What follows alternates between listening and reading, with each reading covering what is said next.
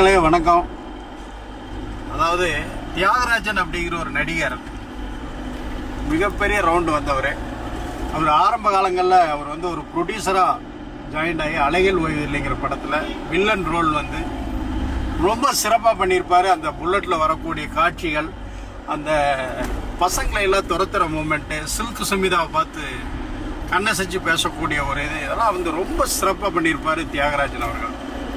அவர்கள் வந்து மிகப்பெரிய தொழிலதிபர் இருந்தாலுமே வந்து அவர் அதையெல்லாம் கடந்து வந்து நிறைய சாதனைகள் புரித்தார். இப்படி வந்து இவர் பல படங்கள் பண்ணியிருக்கிறாரு.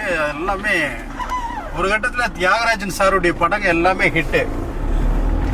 இதில் இவர் சொன்ன மாதிரி, நீங்கள் சொன்ன மாதிரிங்க, நீங்கள் கேட்டவை அப்படிங்கிற ஒரு படம், சில்க் சுமிதா கூட நடித்த பாட்டு, அதனுடைய படம் வந்து ரொம்ப அருமையாக இருக்கும்.